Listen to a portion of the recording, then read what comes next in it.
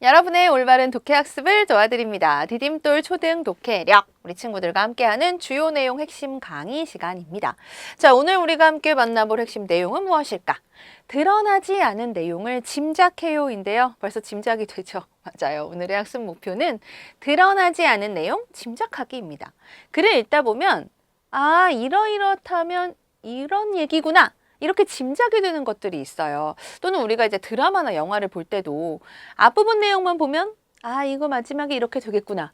이런 것들이 짐작이 되죠. 글을 읽으면서도 바로 이렇게 드러나지 않은 내용이나 이어질 내용을 짐작을 해보라는 겁니다. 어떻게 하면 좋을까? 무작정 그냥 뭐 이럴 것 같은데? 아무 얘기나 해서는 이건 알맞은 짐작이 아니겠죠. 뭔가 말이 되는 짐작을 해야 됩니다. 그래요, 맞아요. 자, 드러나지 않은 내용을 짐작한다는 것은 크게 두 가지 활동으로 나뉘어지는데, 먼저 첫 번째는 낱말의 뜻을 짐작해 보는 거예요. 사실 국어 선생이다 보니까 모르는 낱말이 있을 때 선생님한테 물어보는 경우가 되게 많아요. 내 지인들 중에. 야, 이거 무슨 뜻이야, 무슨 뜻이야 물어보는데 내가 국어사전도 아니고 다 어떻게 압니까? 우리 글을 읽을 때도 마찬가지예요. 글에 나오는 낱말의 뜻을 다 알면 좋겠지만 간혹 읽다 보면 이건 나 모르는 뜻인데 이 낱말 뜻 뭐지? 하는 경우가 생겨요. 근데 그럴 때 그냥 그 낱말 뜻 모르니까 넘어가고 그냥 다른 거 읽고 뭐 이해 못했으면 그냥 넘어가자 이래버리면 그 하나의 단어 때문에 문장 전체가 이해가 안 되고 그 문장 때문에 글 전체가 이해가 안 될 때가 있어요. 그럼 어떻게 해요, 선생님? 국어사전이 없는데. 그런 경우에 낱말의 뜻을 짐작해 봐야 합니다.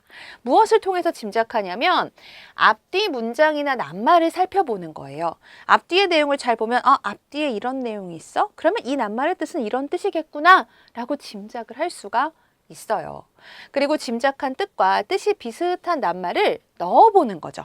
그랬을 때 문장이 자연스럽게 이해가 된다면 그 낱말의 뜻은 내가 집어넣어 본 뜻이 비슷한 그 낱말과 결국 뜻이 비슷하게 되는 거죠. 그 낱말의 뜻일 수가 있습니다. 그리고 그 낱말을 사용한 예를 떠올려 봅니다. 자, 이렇게 낱말의 뜻을 짐작하면서 읽고 내가 짐작한 뜻이 정말 이 낱말의 뜻이 맞는지 궁금할 때가 있죠. 그럴 때는 국어사전을 통해서 정확한 뜻을 파악하는 거예요. 이렇게 어휘력을 늘려나가는 거죠. 자, 낱말의 뜻을 짐작하는 경우가 있고요.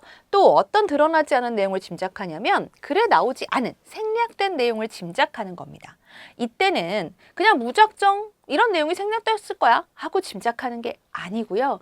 말이 되게 짐작을 해야 돼요. 그래서 찾을 수 있는 단서를 확인하고 자신의 경험을 떠올려서 생략된 내용을 짐작합니다. 물론 이때 떠올리는 나의 경험은 밑도 끝도 없는 아무 경험이나 떠올리는 것이 아니라 지금 읽고 있는 글의 내용과 그렇죠. 관련된 경험을 떠올려서 내가 이런 경험을 했었는데 그렇다면 지금 이 글에서 이런 내용이 생략되었을 거야 라고 짐작하면서 읽습니다.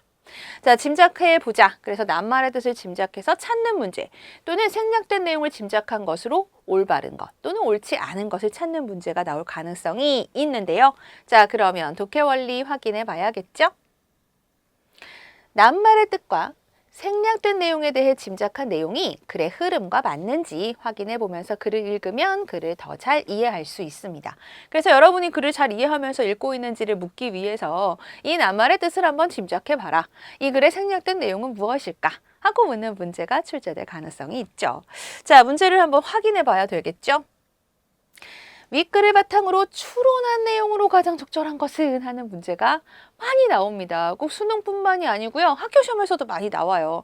자, 이때 추론이라는 말은 짐작이라는 말을 어렵게 표현한 말이에요. 그러니까 드러나지 않은 내용 짐작하기나 드러나지 않은 내용 추론하기나 결국 같은 말입니다. 좀 어렵게 표현했을 뿐이죠. 앞으로 추론이라는 말이 나오면 이게 드러나지 않은 것을 짐작하는 거구나 라는 것. 우리 친구들 알 수 있겠죠? 이때 밑도 끝도 없는 짐작 아니라고 했습니다. 글의 내용을 바탕으로 해서 새로운 내용을 짐작해 봐야 합니다. 그래서 글에 나온 내용 가운데 단서가 될 만한 것을 잘 찾아서 생략된 내용을 추론해 보는 것이죠. 낱말의 뜻도 짐작해 볼 수 있고요. 자, 이렇게 드러나지 않은 내용을 짐작하면서 글을 읽으면 글을 더욱더 흥미롭게, 재미있게 집중해서 읽을 수 있답니다.